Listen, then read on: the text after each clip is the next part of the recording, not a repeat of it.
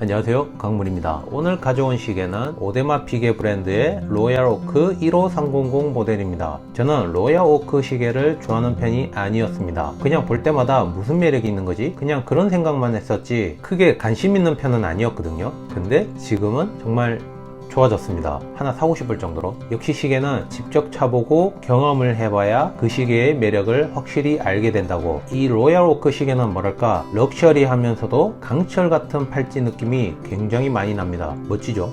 일단 오데마 피게 브랜드부터 한번 설명을 해볼게요. 제가 오데마 피게 브랜드를 설명을 한 적이 없기 때문에 오늘 내용이 조금 길 수도 있다는 점. 줄스 루이 오데마와 에드워드 오기스트 피게는 하이 컴플리케이션에 대한 열망으로 1875년에 브랜드를 설립하게 됩니다. 그리고 현재 4대째 이어져 오고 있는 가족 기업이 되었죠. 그리고 1889년에 만든 작품이 정말 대단했습니다. 뚜루비용, 크로노그래프, 리피터, 퍼페추얼 캘린더. 이 복잡한 기능을 한 번에 넣는다는 건 정말 어려운 기술 중에 하나였습니다. 이후에는 제일 작은 미니 리피터를 만들고, 그리고 뚜루비용을 탑재하고도 가장 얇은 셀프 와인딩 무브먼트를 만드는 등 기록적인 시계를 굉장히 많이 만들어내게 됩니다. 하지만 오데마 피게를 더 유명하게 만들 로얄오크 시계를 만들어내게 되죠. 누가 만들었느냐? 시계 역사에 한 획을 그은 분이죠. 바로 시계 천재 디자이너라고 불리는 제랄드 젠타입니다. 그럼 이 로얄오크 시계를 어떻게 만들어내게 됐는지 한번 알아보도록 할게요. 1961년 영국 왕자였던 찰스 2세가 우스터 전투에서 패하게 됩니다. 그렇게 해서 살아남으려고 오크나무 뒤에 숨게 되죠. 이때부터 오크나무는 행운을 상징하는 이름이 되었다고 합니다. 그리고 로얄오크는 영국 해군 군함의 이름이 지어졌고 팔각형 포문에서 모티브를 얻어 시계를 디자인했다고 합니다. 그래서 로얄오크라는 이름을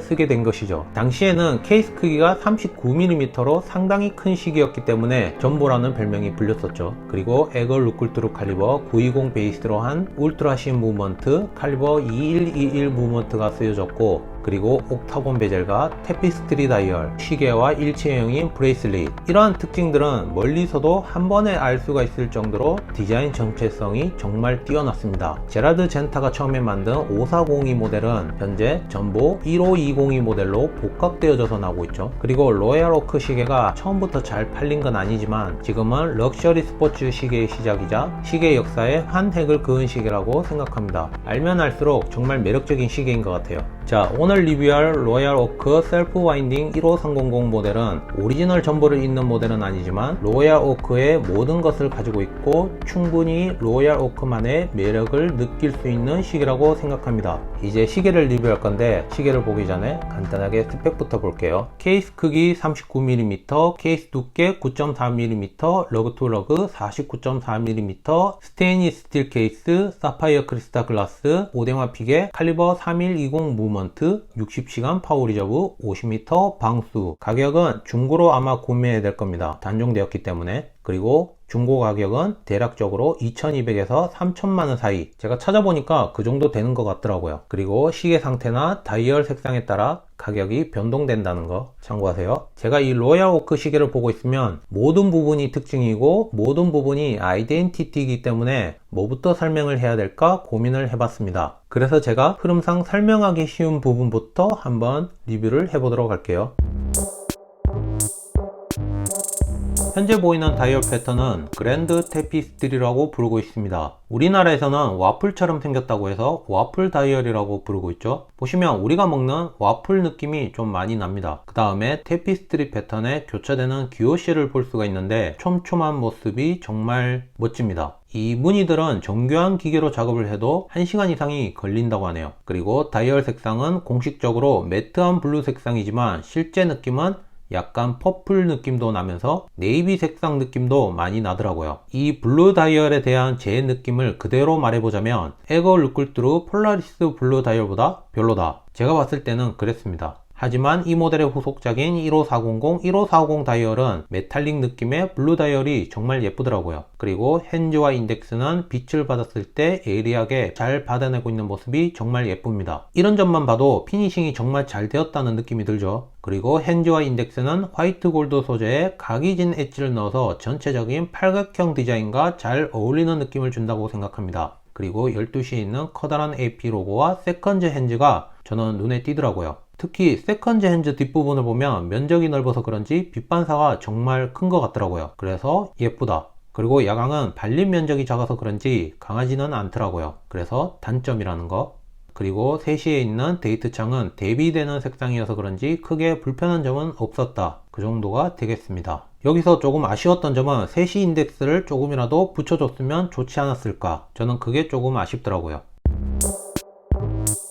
그 다음은 로얄 오크만의 독특한 케이스 구조와 피니싱. 정면에 보이는 베젤은 옥타곤 베젤이라고 부릅니다. 이 옥타곤 베젤은 말 그대로 팔각형의 디자인을 가지고 있고, 이 팔각형 베젤 위에 있는 육각형 나사는 화이트 골드로 만들어졌죠. 보시면 여기 육각형 나사가 보이죠. 그리고 이 육각형 나사는 케이스백 나사 튜브를 이용해서 강하게 조여서 조립을 한 구조입니다. 여기 보면 나사 튜브가 보이죠. 이 나사 튜브를 풀면 시계 분해가 가능해집니다. 그리고 베젤과 케이스 사이에 있는 블랙 러버 패킹은 시계 전체 내부를 방어하고 있죠. 실제로 물이 나사 쪽으로 들어와도 무브먼트가 있는 내부로 들어갈 수 없는 구조로 되어 있긴 합니다. 하지만 구조 자체가 깊은 방수가 불가능한 구조이기도 하고 방수가 50m 밖에 안 된다는 단점이 존재합니다. 그래서 방수 때문에 망설이는 분들이 꽤 있을 거예요. 스포츠 시계인데 방수가 낮다, 약간 언밸런스한 느낌이 든다는 거예요. 물론 방수를 원한다면 로얄 오크 오프셔 다이버 모델이 존재하긴 합니다. 그 대신 케이스 내부가 이중 방수 구조로 되어 있어서 더 크고 두껍다는 점이 있으니까 참고하세요. 케이스 크기를 보면 15300 모델은 전보 15202 모델과 같은 케이스 크기를 하고 있습니다. 39mm. 제가 생각했을 때는 가장 황금적인 케이스 크기라고 생각하는데, 하지만 2012년도에 단종을 시켰죠. 왜 단종을 시켰을까?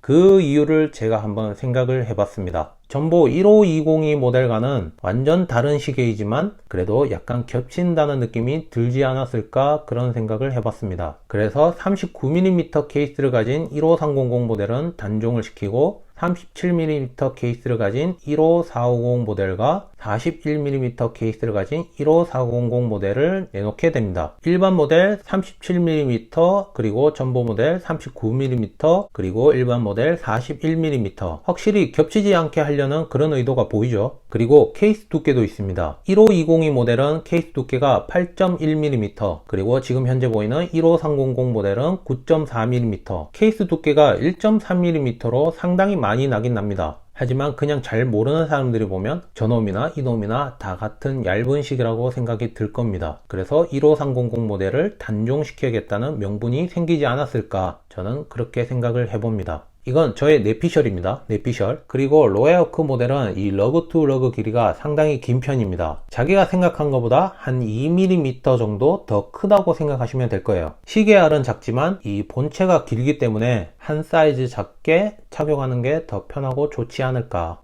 아참, 로얄 오크 15400 모델은 15500 모델로 신형 모델이 나왔다는 거, 이것도 참고하세요. 그리고 크라운을 보면 팔각형 모양으로 로얄 오크 느낌을 제대로 살린 느낌이 들죠. 그리고 크라운 정면에는 AP 로고가 잘 각인이 되어 있습니다. 크라운도 정말 멋진 것 같아요. 팔각형. 그 다음은 브레이슬릿. 로얄 오크를 말한다면 이 브레이슬릿이 절대 빠질 수가 없을 겁니다. 착용감부터 가장 편한 브레이슬릿 중에 하나가 아닐까, 저는 그렇게 생각하고 있고, 그리고 제가 처음 봤을 때 편해봐야 얼마나 편할까, 이런 생각이었거든요. 근데 막상 착용을 해보니까 이렇게 손목을 감싸주는 느낌이, 아, 역시 오데마 피게가 기술력은 짱이구나, 가격이 괜히 비싼 게 아니구나 라고 느껴졌어요. 특히 여기 보이는 마디마다 자연스럽게 꺾이면서 이 미끄러져 보이는 이 굴곡감, 정말 대단하죠. 이 말로 설명을 할 수가 없더라고요. 고민을 많이 했습니다. 그리고 저는 이걸 보면 정밀 그 자체 기술의 집약체라고 생각합니다. 로얄 오크를 착용하게 만드는 그런 마력을 가지고 있다는 점, 정말 매력이 장난 아니죠. 특히 마디마다 사이즈가 다 다르기 때문에 만드는데 엄청난 시간과 공을 들인다고 합니다. 그래서 하나하나 금형을 떠서 만든 다음에 하나씩 세세하게 폴리싱을 해서 피니싱을 합니다. 그리고 하나하나 정성스럽게 연결해서 완성하게 되는 수준 높은 공정을 거치게 된다는 거죠. 정말 멋지지 않나요?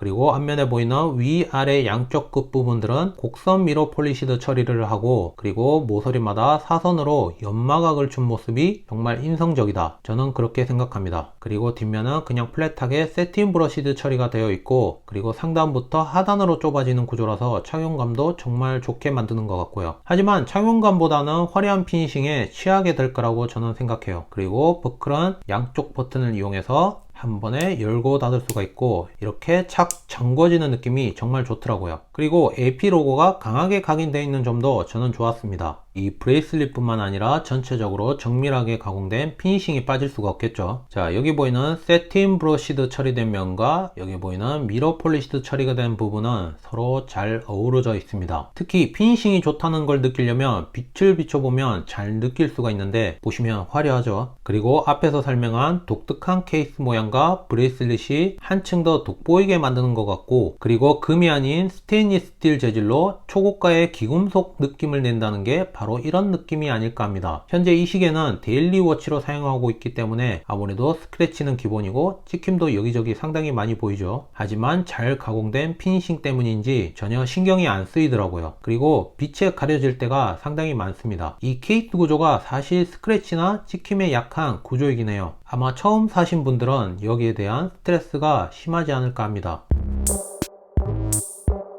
시스루백으로 보여지는 무브먼트는 오데마 피게 칼리버 3120 무브먼트입니다. 제가 앞에서 설명했던 전보 15202 모델에 들어간 무브먼트는 에글루꿀뚜루 브랜드의 베이스죠. 그래서 자신들의 명성에 맞는 인하우스 무브먼트도 필요했을 겁니다. 그렇게 해서 만든 무브먼트가 바로 오데마 피게 칼리버 3120 무브먼트라는 거죠. 제가 사용하면서 좋았던 부분이 설계 구조부터 시작해서 우수한 피니싱, 그리고 더 튼튼해진 무브먼트라고 보시면 됩니다. 그리고 더블넥 브릿지와 프리스프렁 방식이 사용된 밸런스 휠, 22K 골드 로터와 더블 와인딩 방식이라서 로터 효율이 굉장히 좋게 느껴지더라고요. 특히 파워 리저브가 60시간인데 배로 느껴졌습니다. 그리고 오차 부분은 거의 제로에 가까울 정도로 하이엔드 명성에 맞는 그런 모습을 보여줬고요. 하지만 이 무브먼트에는 미닛 핸즈가 튀는 그림자가 따라다니고 있습니다. 이게 무슨 말이냐? 시간을 맞추고 크라운을 누르면 미닛 핸즈가 다른 자리로 살짝 튀어버리는 현상을 말하는 거죠. 그럼 이건 설계의 오류가 아닌가요? 정답은 내구성을 위한 설계라고 보시면 되는데, 제가 간단하게 한번 설명을 해드릴게요. 보통 시계의 무브먼트는 미닛 핸즈를 2번 기어에 걸어둡니다. 2번 기어는 핵 기능이 있든 없든 항상 시계 방향으로 힘을 받고 있기 때문에 미닛 핸즈가 움직이지 않는다는 거죠. 앞뒤로 힘을 받고 있는 겁니다. 하지만 오래 사용하면 기어가 짧거나 유격이 생기면서 축이 기울어지는 단점이 일어나게 됩니다. 그리고 오데마 피게 3120 무브먼트는 3번 기어에 미닛 핸즈를 걸어두는데, 3번 기어는 2번 기어와는 다르게 힘을 받지 않는 구조이기 때문에 내구성이 굉장히 좋은 편입니다. 하지만 기어를 잡는 힘이었기 때문에 우리가 아는 것처럼 미세하게 움직이게 되는 거죠. 그리고 기어 자체 유격만큼 핸즈가 조금씩 움직이는 것도 있습니다. 하지만 오래 써도 축이 기울어진다거나 그런 현상이었기 때문에 아주 오래 잘 쓸 수가 있다는 거죠. 이 미닛 핸즈 튀는 현상이 없다면 아마도 최고의 무브먼트 중에 하나가 아닐까 하고, 그리고 혹시 크라운을 돌리다가 많이 헐겁다고 느낀다면 캐논 피니언과 아웃힐 사이를 조여주는 게 좋다고 하니까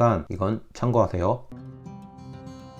제가 리뷰하면서 시계가 이렇게 갖고 싶어지는 적은 처음이에요. 그리고 거침없는 도전으로 만들어진 이 로얄 오크 시계는 후에 등장하는 하이엔드 브랜드 시계에 모든 영향을 끼쳤다고 저는 생각합니다. 그리고 영상으로 보는 것보다는 실물로 봐야 왜 하이엔드 브랜드인지, 왜 럭셔리 스포츠 시계인지 알 수가 있다고 생각해요. 제랄드 젠타의 위대한 유산이라고 생각되는 이 로얄 오크 한번 느껴보시길 바랍니다. 제가 나중에 전보 15202 모델을 구하게 된다면 더 심층 있게 한번 리뷰를 해볼게요. 오늘 리뷰는 여기까지 하고, 그리고 영상을 좋게 봐주셨다면 좋아요, 구독 부탁드릴게요. 바이바이.